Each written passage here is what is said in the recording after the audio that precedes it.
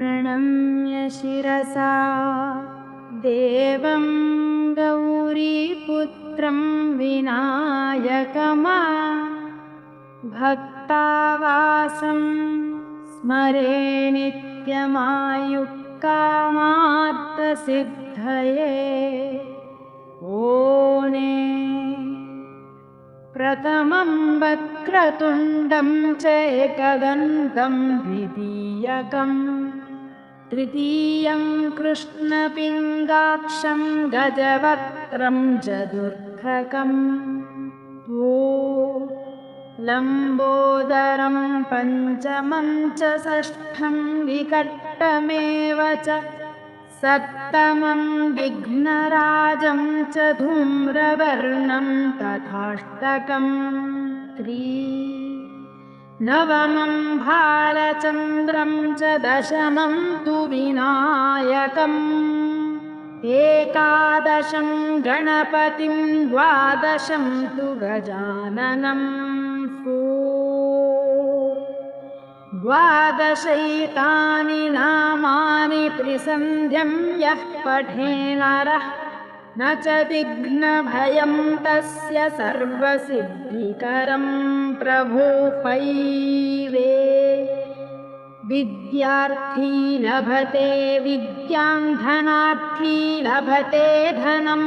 पुत्रार्थी लभते पुत्रां मोक्षार्थी लभते गतिं 6 जपेत् गणपतिस्तोत्रं षड्भिर्मासैः फलं लभेत् संवत्सरेण सिद्धिं च लभते नात्र संशयः सेवे अष्टभ्यो ब्राह्मणेभ्यश्च लिखित्वा यः समर्पयेत् तस्य विद्या भवेत् सर्वा गणेशस्य प्रसादतः इति श्रीनारदपुराणे सङ्कटविनाशनं श्रीगणेशस्तोत्रं सम्पूर्णम्।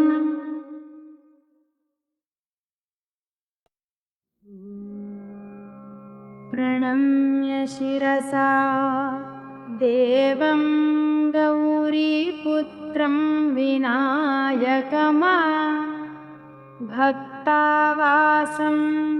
स्मरे नित्यमायुक्कामार्थसिद्धये ओने प्रथमं वक्रतुण्डं च एकदन्तं द्वितीयकं तृतीयं कृष्णपिङ्गाक्षं गजवक्त्रं चतुर्थकं लम्बोदरं पञ्चमं च षष्ठं विकटमेव च सप्तमं विघ्नराजं च धूम्रवर्णं तथाष्टकं नवमं भालचन्द्रं च दशमं तु विनायकम् एकादशं गणपतिं द्वादशं तु गजाननं द्वादशैतानि नामानि त्रिसन्ध्यं यः पठेनरः न च विघ्नभयं तस्य सर्वसिद्धिकरं प्रभो पैवे विद्यार्थी लभते विद्यां धनार्थी लभते धनं पुत्रार्थी लभते पुत्रां मोक्षार्थी लभते गतिं 6 जपेत् गणपतिस्तोत्रं षड्भिर्मासैः फलं लभेत् संवत्सरेण सिद्धिं च लभते नात्र संशयः सेवे अष्टभ्यो ब्राह्मणेभ्यश्च लिखित्वा यः समर्पयेत् तस्य विद्या भवेत् सर्वा गणेशस्य प्रसादतः इति श्रीनारदपुराणे सङ्कटविनाशनं श्रीगणेशस्तोत्रं सम्पूर्णम्।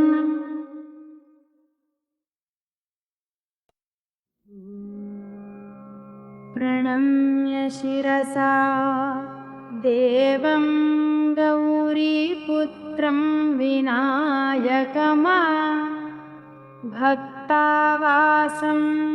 स्मरे नित्यमायुक्कामार्थसिद्धये ओने प्रथमं वक्रतुण्डं च एकदन्तं द्वितीयकम् तृतीयं कृष्णपिङ्गाक्षं गजवक्त्रं चतुर्थकम् लम्बोदरं पञ्चमं च षष्ठं विकटमेव च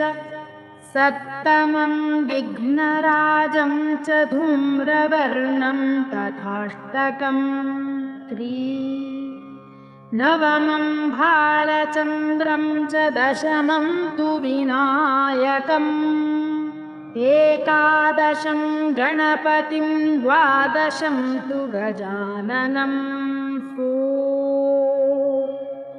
द्वादशैतानि नामानि त्रिसन्ध्यं यः पठे नरः न च विघ्नभयं तस्य सर्वसिद्धिकरं प्रभो पैवे विद्यार्थी लभते विद्यां धनार्थी लभते धनं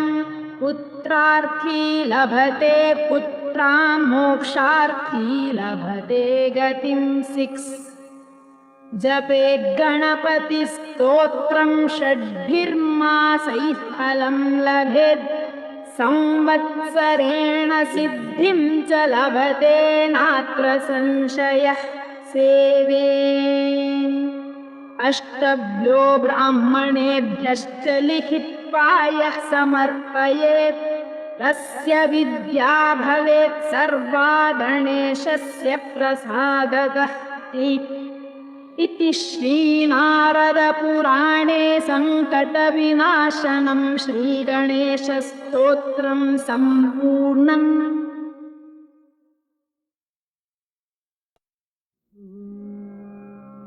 प्रणम्य शिरसा देवं गौरीपुत्रं विनायकमा भक्तावासं स्मरे नित्यमायुक्कामार्थसिद्धये ओने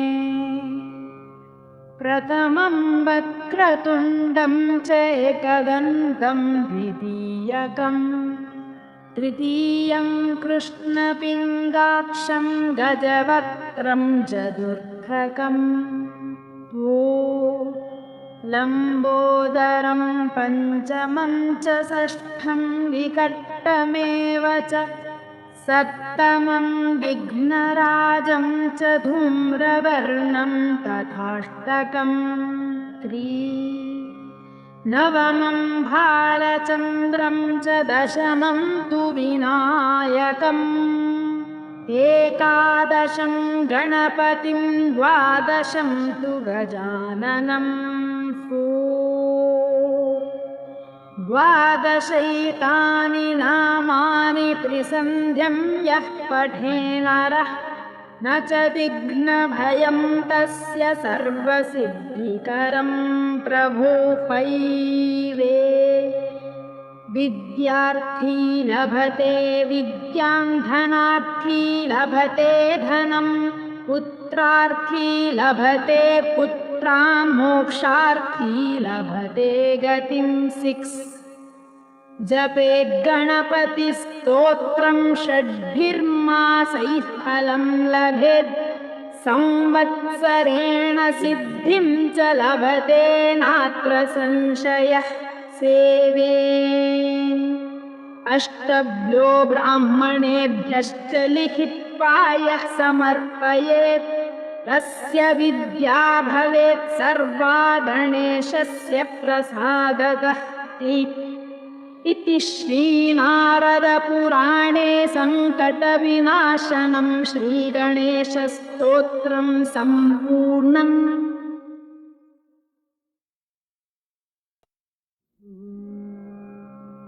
प्रणम्य शिरसा देवं गौरीपुत्रं विनायकमा भक्तावासं स्मरे नित्यमायुक्कामार्थसिद्धये ओने प्रथमं वक्रतुण्डं च एकदन्तं द्वितीयकम् तृतीयं कृष्णपिङ्गाक्षं गजवक्त्रं चतुर्थकम् लम्बोदरं पञ्चमं च षष्ठं विकटमेव च सप्तमं विघ्नराजं च धूम्रवर्णं तथाष्टकं नवमं भालचन्द्रं च दशमं तु विनायकम् एकादशं गणपतिं द्वादशं तु गजाननम् द्वादशैतानि नामानि त्रिसन्ध्यं यः पठेनरः न च विघ्नभयं तस्य सर्वसिद्धिकरं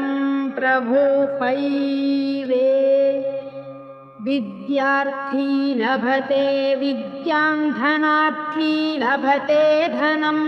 पुत्रार्थी लभते पुत्रां मोक्षार्थी लभते गतिं 6 जपेत् गणपतिस्तोत्रं षड्भिर्मासैः फलं लभेत् संवत्सरेण सिद्धिं च लभते नात्र संशयः सेवे अष्टभ्यो ब्राह्मणेभ्यश्च लिखित्वा यः समर्पयेत्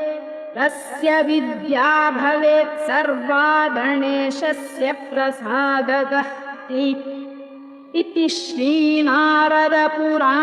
सङ्कटविनाशनं श्रीगणेशस्तोत्रं सम्पूर्णम्।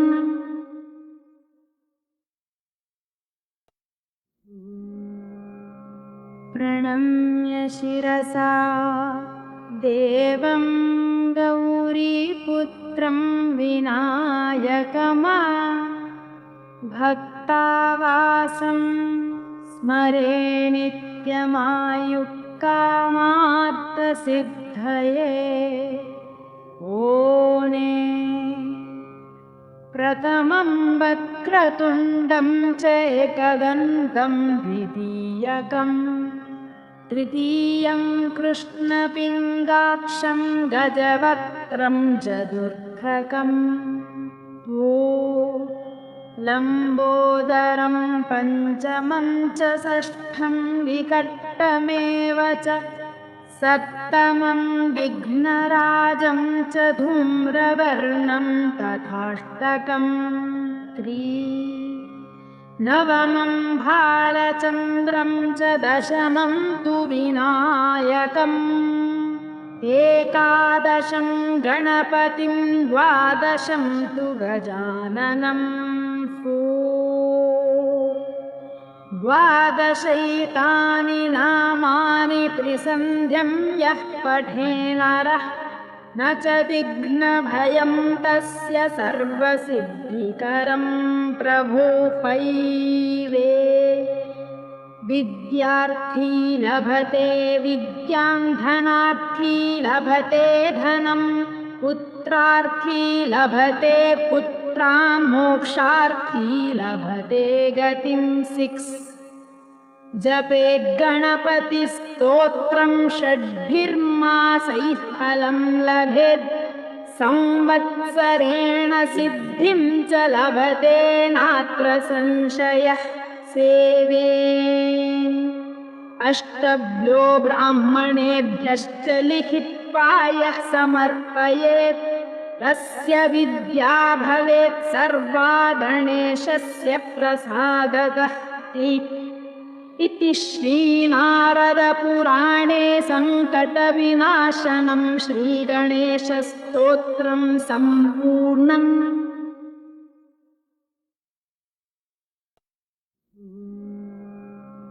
प्रणम्य शिरसा देवं गौरीपुत्रं विनायकमा भक्तावासं स्मरे नित्यमायुक्कामार्थसिद्धये ओने प्रथमं वक्रतुण्डं च एकदन्तं द्वितीयकम् तृतीयं कृष्णपिङ्गाक्षं गजवक्त्रं चतुर्थकम् लम्बोदरं पञ्चमं च षष्ठं विकटमेव च सप्तमं विघ्नराजं च धूम्रवर्णं तथाष्टकं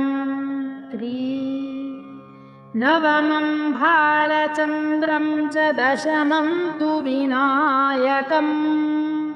एकादशं गणपतिं द्वादशं तु गजाननं द्वादशैतानि नामानि त्रिसन्ध्यं यः पठेनरः न च विघ्नभयं तस्य सर्वसिद्धिकरं प्रभो पैवे विद्यार्थी लभते विद्यां धनार्थी लभते धनं पुत्रार्थी लभते पुत्रां मोक्षार्थी लभते गतिं 6 जपेत् गणपतिस्तोत्रं षड्भिर्मासैः फलं लभेत् संवत्सरेण सिद्धिं च लभते नात्र संशयः सेवे अष्टभ्यो ब्राह्मणेभ्यश्च लिखित्वा यः समर्पयेत् तस्य विद्या भवेत् सर्वा गणेशस्य प्रसादतः इति श्रीनारदपुराणे सङ्कटविनाशनं श्रीगणेशस्तोत्रं सम्पूर्णम्।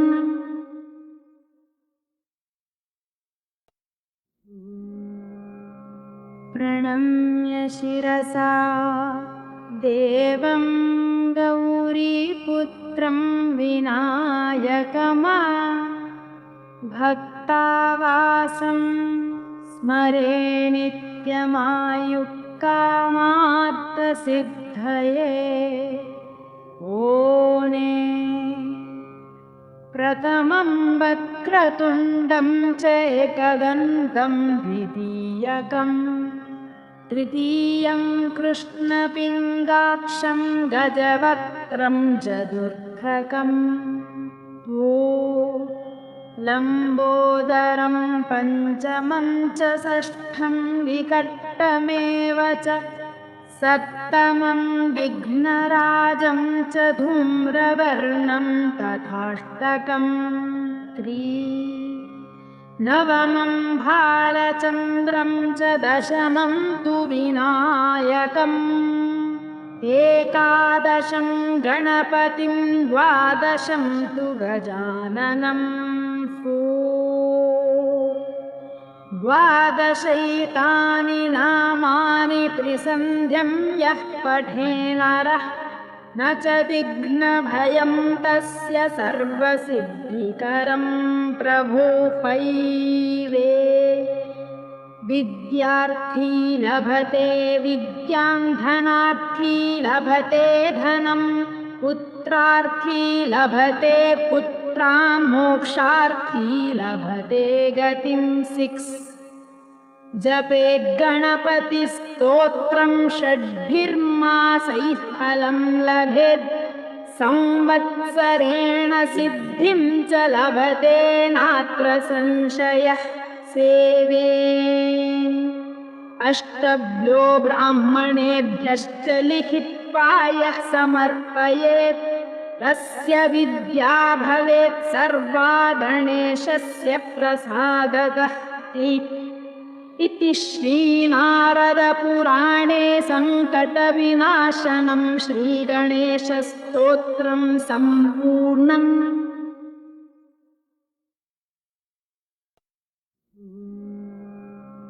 प्रणम्य शिरसा देवं गौरीपुत्रं विनायकमा भक्तावासं स्मरे नित्यमायुक्कामार्थसिद्धये ओने प्रथमं वक्रतुण्डं च एकदन्तं द्वितीयकं तृतीयं कृष्णपिङ्गाक्षं गजवक्त्रं चतुर्थकम् लम्बोदरं पञ्चमं च षष्ठं विकटमेव च सप्तमं विघ्नराजं च धूम्रवर्णं तथाष्टकम् नवमं भालचन्द्रं च दशमं तु विनायकम् एकादशं गणपतिं द्वादशं तु गजाननं द्वादशैतानि नामानि त्रिसन्ध्यं यः पठे नरः न च विघ्नभयं तस्य सर्वसिद्धिकरं प्रभो पैवे विद्यार्थी लभते विद्यां धनार्थी लभते धनं पुत्रार्थी लभते पुत्रां मोक्षार्थी लभते गतिं 6 जपेत् गणपतिस्तोत्रं षड्भिर्मासैः फलं लभेत् संवत्सरेण सिद्धिं च लभते नात्र संशयः सेवे अष्टभ्यो ब्राह्मणेभ्यश्च लिखित्वा यः समर्पयेत् तस्य विद्या भवेत् सर्वा गणेशस्य प्रसादतः इति श्रीनारदपुराणे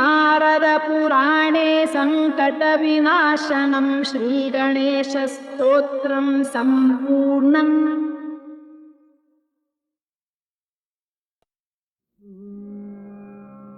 प्रणम्य शिरसा देवं गौरीपुत्रं विनायकमा भक्तावासं स्मरे नित्यमायुक्कामार्थसिद्धये ओने प्रथमं वक्रतुण्डं च एकदन्तं द्वितीयकं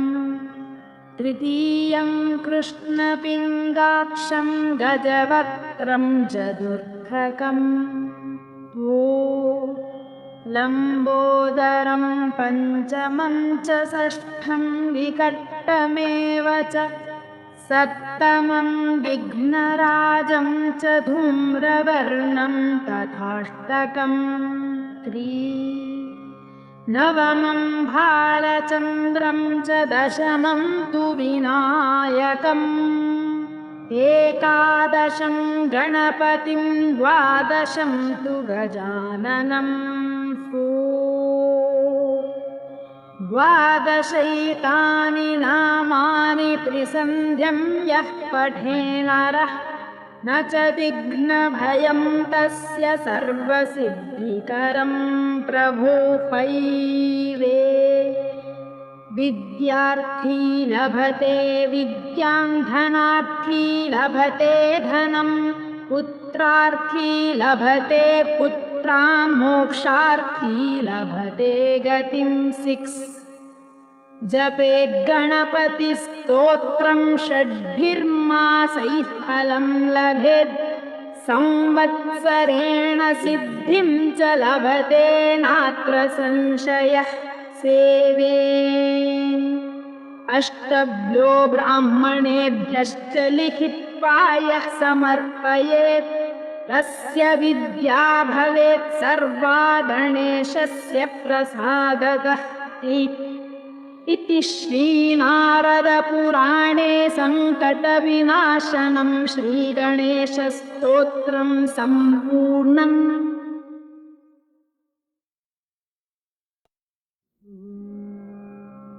प्रणम्य शिरसा देवं गौरीपुत्रं विनायकमा भक्तावासं स्मरे नित्यमायुक्कामार्थसिद्धये ओने प्रथमं वक्रतुण्डं च एकदन्तं द्वितीयकं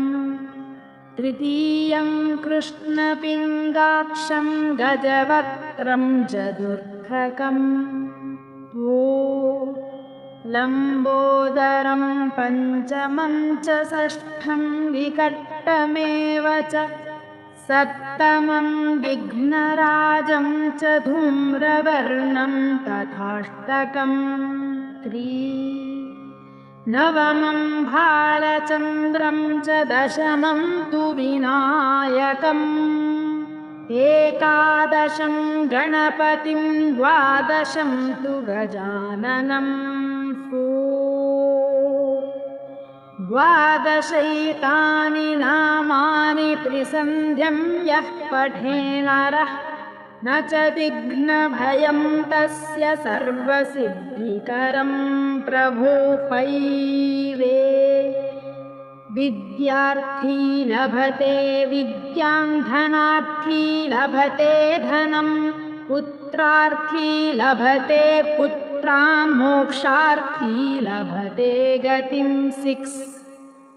जपेत् गणपतिस्तोत्रं षड्भिर्मासैः फलं लभेत् संवत्सरेण सिद्धिं च लभते नात्र संशयः सेवे अष्टभ्यो ब्राह्मणेभ्यश्च लिखित्वा यः समर्पयेत् तस्य विद्या भवेत् सर्वा गणेशस्य प्रसादतः इति श्रीनारदपुराणे सङ्कटविनाशनं श्रीगणेशस्तोत्रं सम्पूर्णम्।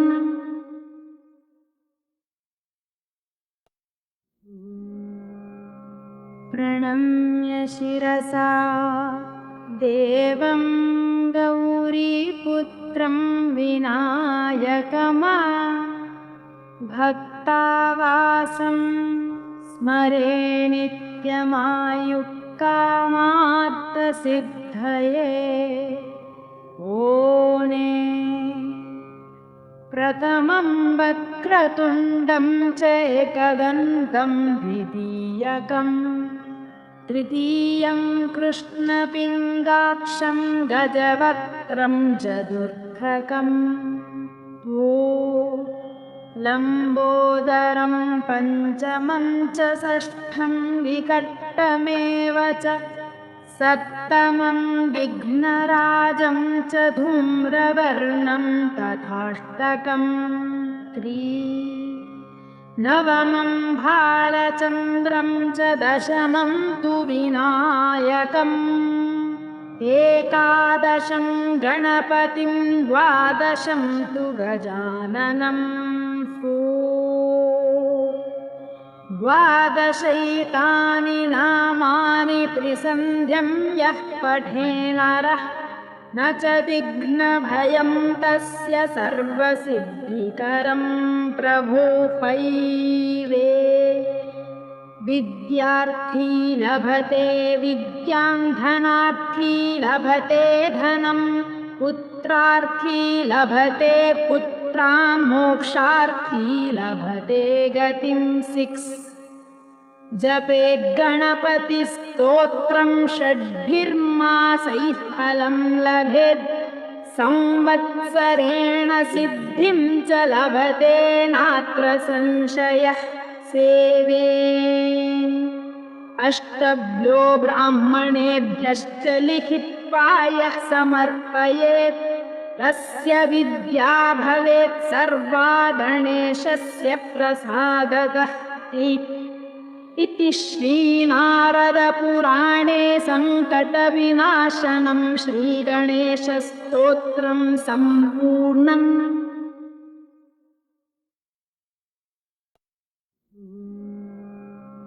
प्रणम्य शिरसा देवं गौरीपुत्रं विनायकमा भक्तावासं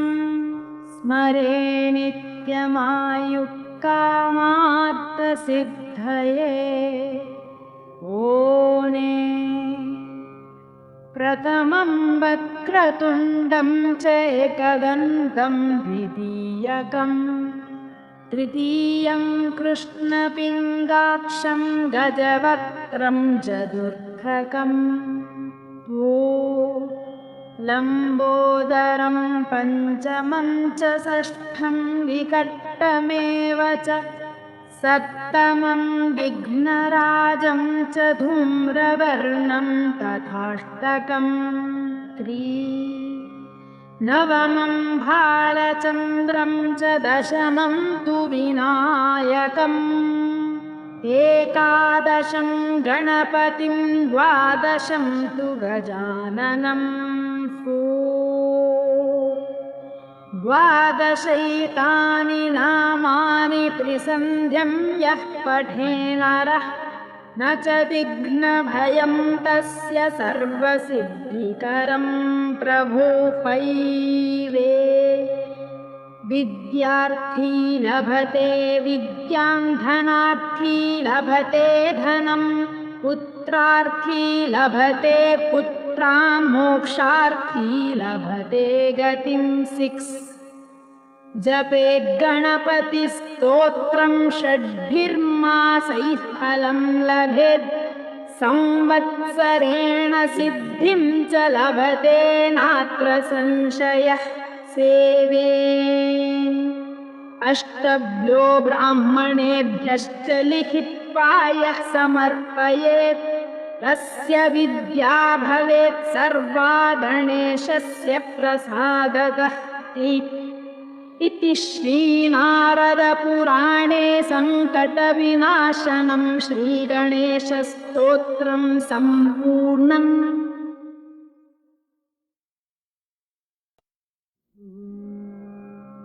प्रणम्य शिरसा देवं गौरीपुत्रं विनायकमा भक्तावासं स्मरे नित्यमायुक्कामार्थसिद्धये ओने प्रथमं वक्रतुण्डं च एकदन्तं द्वितीयकम् तृतीयं कृष्णपिङ्गाक्षं गजवक्त्रं चतुर्थकम् लम्बोदरं पञ्चमं च षष्ठं विकटमेव च सप्तमं विघ्नराजं च धूम्रवर्णं तथाष्टकम् नवमं भालचन्द्रं च दशमं तु विनायकम् एकादशं गणपतिं द्वादशं तु गजाननम् द्वादशैतानि नामानि त्रिसन्ध्यं यः पठे नरः न च विघ्नभयं तस्य सर्वसिद्धिकरं प्रभो पैवे विद्यार्थी लभते विद्यां धनार्थी लभते धनं पुत्रार्थी लभते पुत्रां मोक्षार्थी लभते गतिं 6 जपेद् गणपतिस्तोत्रं षड्भिर्मासैः फलं लभेत् संवत्सरेण सिद्धिं च लभते नात्र संशयः सेवे अष्टभ्यो ब्राह्मणेभ्यश्च लिखित्वा यः समर्पयेत् तस्य विद्या भवेत् सर्वा गणेशस्य प्रसादतः इति श्रीनारदपुराणे सङ्कटविनाशनं श्रीगणेशस्तोत्रं सम्पूर्णम्।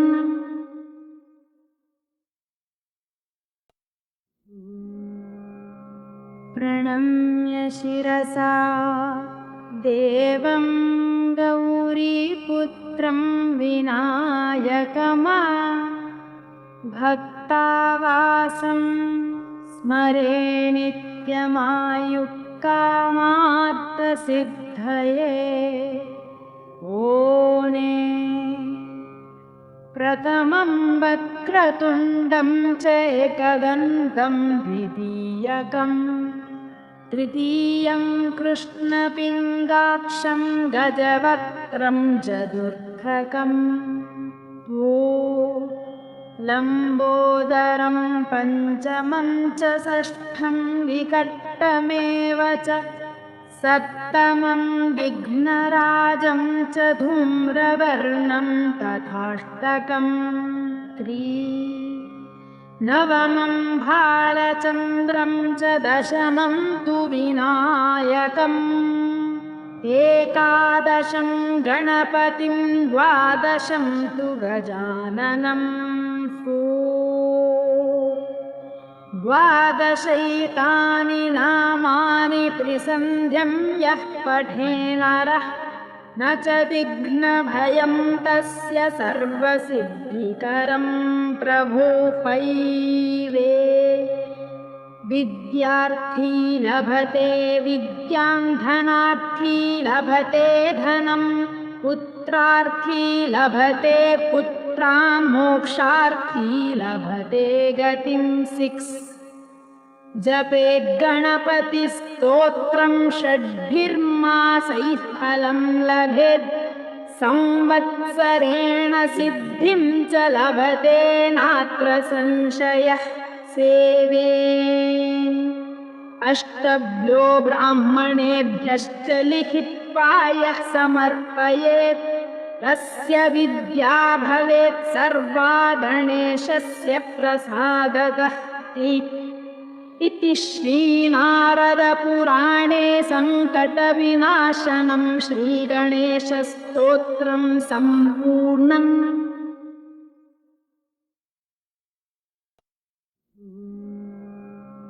प्रणम्य शिरसा देवं गौरीपुत्रं विनायकमा भक्तावासं स्मरे नित्यमायुक्कामार्थसिद्धये ओणे प्रथमं वक्रतुण्डं च एकदन्तं द्वितीयकम् तृतीयं कृष्णपिङ्गाक्षं गजवक्त्रं चतुर्थकम् लम्बोदरं पञ्चमं च षष्ठं विकटमेव च सप्तमं विघ्नराजं च धूम्रवर्णं तथाष्टकं नवमं भालचन्द्रं च दशमं तु विनायकम् एकादशं गणपतिं द्वादशं तु गजाननम् द्वादशैतानि नामानि त्रिसन्ध्यं यः पठेनरः न च विघ्नभयं तस्य सर्वसिद्धिकरं प्रभो पैवे विद्यार्थी लभते विद्यां धनार्थी लभते धनं पुत्रार्थी लभते पुत्रां मोक्षार्थी लभते गतिं 6 जपेद् गणपतिस्तोत्रं षड्भिर्मासैः फलं लभेत् संवत्सरेण सिद्धिं च लभते नात्र संशयः सेवे अष्टभ्यो ब्राह्मणेभ्यश्च लिखित्वा यः समर्पयेत् तस्य विद्या भवेत् सर्वा गणेशस्य प्रसादतः इति श्रीनारदपुराणे सङ्कटविनाशनं श्रीगणेशस्तोत्रं सम्पूर्णम्।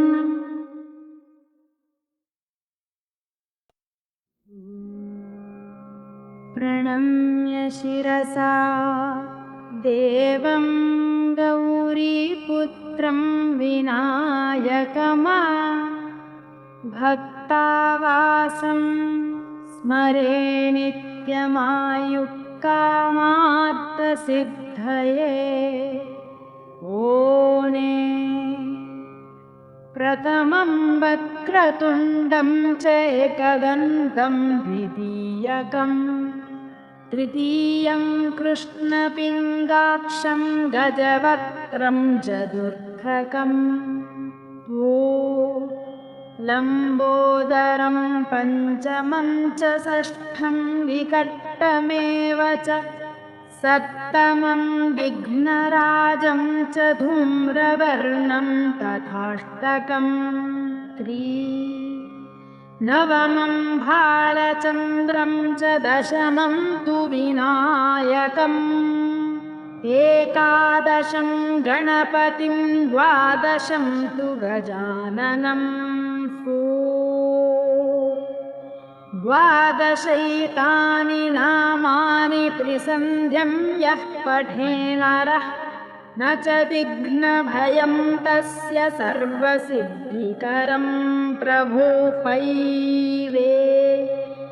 विद्यार्थी लभते विद्यां धनार्थी लभते धनं पुत्रार्थी लभते पुत्रां मोक्षार्थी लभते गतिं 6 जपेत् गणपतिस्तोत्रं षड्भिर्मासैः फलं लभेत् संवत्सरेण सिद्धिं च लभते नात्र संशयः सेवे अष्टभ्यो ब्राह्मणेभ्यश्च लिखित्वा यः समर्पयेत् तस्य विद्या भवेत् सर्वा गणेशस्य प्रसादतः इति श्रीनारदपुराणे सङ्कटविनाशनं श्रीगणेशस्तोत्रं सम्पूर्णम्।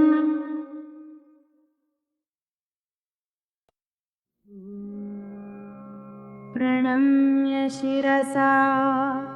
देवं गौरीपुत्रं विनायकमा भक्तावासं स्मरे नित्यमायुक्कामार्थसिद्धये ओणे प्रथमं वक्रतुण्डं च एकदन्तं द्वितीयकम् तृतीयं कृष्णपिङ्गाक्षं गजवक्त्रं चतुर्थकम् लम्बोदरं पञ्चमं च षष्ठं विकटमेव च सप्तमं विघ्नराजं च धूम्रवर्णं तथाष्टकं नवमं भालचन्द्रं च दशमं तु विनायकम् एकादशं गणपतिं द्वादशं तु गजाननं द्वादशैतानि नामानि त्रिसन्ध्यं यः पठेनरः न च विघ्नभयं तस्य सर्वसिद्धिकरं प्रभो पैवे विद्यार्थी लभते विद्यां धनार्थी लभते धनं पुत्रार्थी लभते पुत्रां मोक्षार्थी लभते गतिं 6 जपेत् गणपतिस्तोत्रं षड्भिर्मासैः फलं लभेत् संवत्सरेण सिद्धिं च लभते नात्र संशयः सेवे अष्टभ्यो ब्राह्मणेभ्यश्च लिखित्वा यः समर्पयेत् तस्य विद्या भवेत् सर्वा गणेशस्य प्रसादतः इति श्रीनारदपुराणे सङ्कटविनाशनं श्रीगणेशस्तोत्रं सम्पूर्णम्।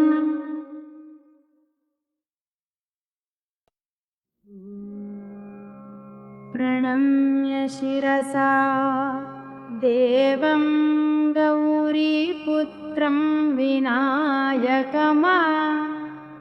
भक्तावासं स्मरे नित्यमायुक्कामार्थसिद्धये ओने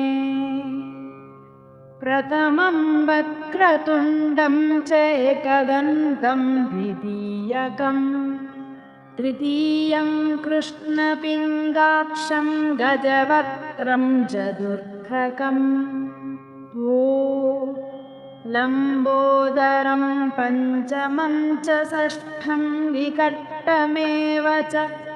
सप्तमं विघ्नराजं च धूम्रवर्णं तथाष्टकं नवमं भालचन्द्रं च दशमं तु विनायकम् एकादशं गणपतिं द्वादशं तु गजाननं द्वादशैतानि नामानि त्रिसन्ध्यं यः पठे नरः न च विघ्नभयं तस्य सर्वसिद्धिकरं प्रभो पैवे विद्यार्थी लभते विद्यां धनार्थी लभते धनं पुत्रार्थी लभते पुत्रां मोक्षार्थी लभते गतिं 6 जपेत् गणपतिस्तोत्रं षड्भिर्मासैः फलं लभेत् संवत्सरेण सिद्धिं च लभते नात्र संशयः सेवे अष्टभ्यो ब्राह्मणेभ्यश्च लिखित्वा यः समर्पयेत् तस्य विद्या भवेत् सर्वा गणेशस्य प्रसादतः इति श्रीनारदपुराणे सङ्कटविनाशनं श्रीगणेशस्तोत्रं सम्पूर्णम्।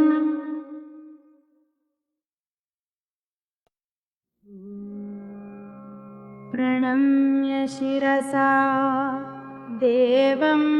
गौरीपुत्रं विनायकमा भक्तावासं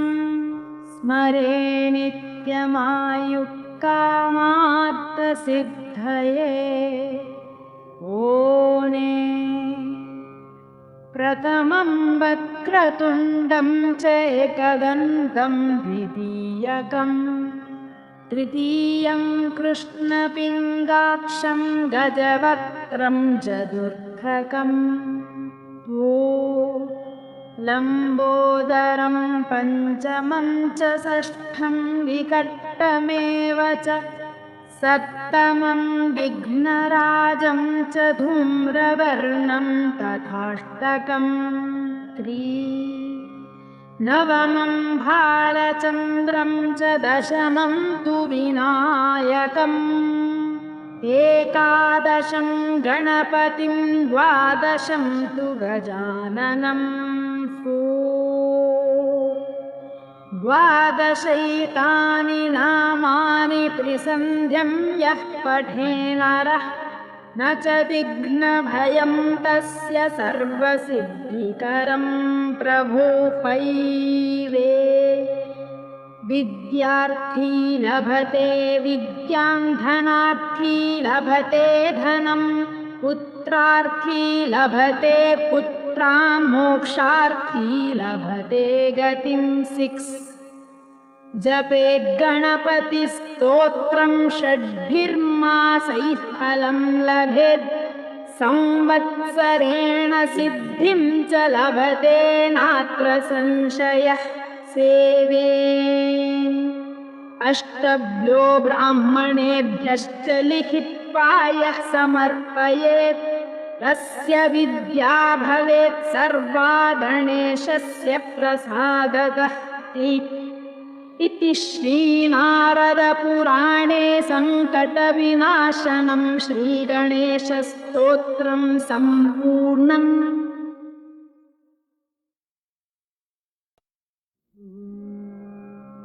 प्रण प्रणम्य शिरसा देवं गौरीपुत्रं विनायकमा भक्तावासं स्मरे नित्यमायुक्कामार्थसिद्धये ओने प्रथमं वक्रतुण्डं च एकदन्तं द्वितीयकं तृतीयं कृष्णपिङ्गाक्षं गजवक्त्रं चतुर्थकं लम्बोदरं पञ्चमं च षष्ठं विकटमेव च सप्तमं विघ्नराजं च धूम्रवर्णं तथाष्टकं नवमं भालचन्द्रं च दशमं तु विनायकम्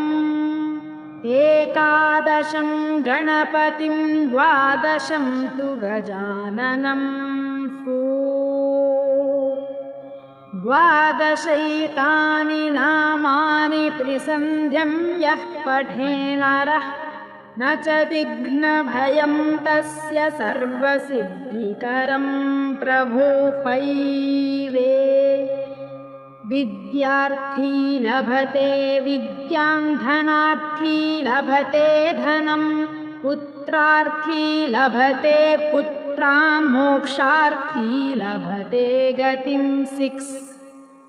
जपेत् गणपतिस्तोत्रं षड्भिर्मासैः फलं लभेत् संवत्सरेण सिद्धिं च लभते नात्र संशयः सेवे अष्टभ्यो ब्राह्मणेभ्यश्च लिखित्वा यः समर्पयेत्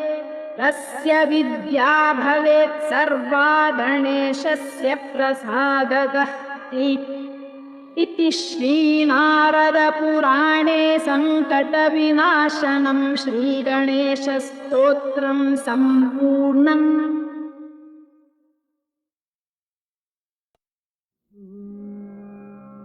प्रणम्य शिरसा देवं गौरीपुत्रं विनायकमा भक्तावासं स्मरे नित्यमायुक्कामार्थसिद्धये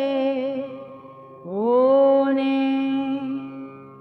प्रथमं वक्रतुण्डं च एकदन्तं द्वितीयकं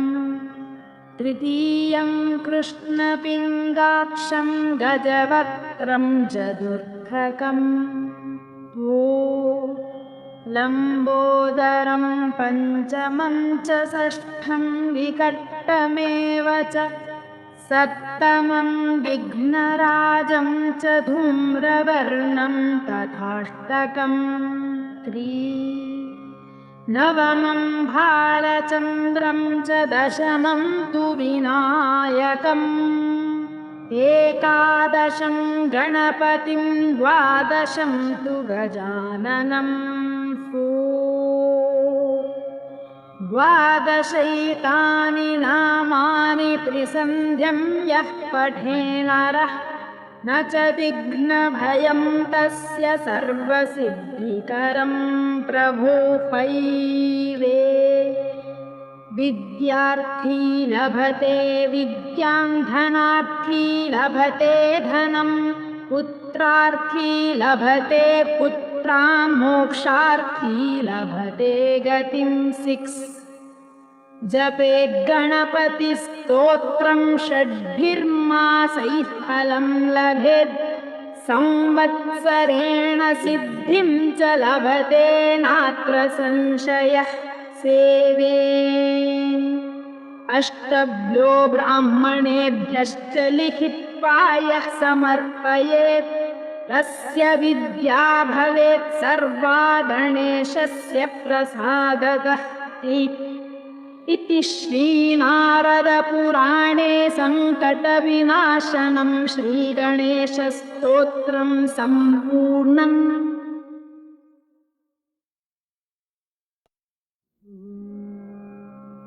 प्रणम्य शिरसा देवं गौरीपुत्रं विनायकमा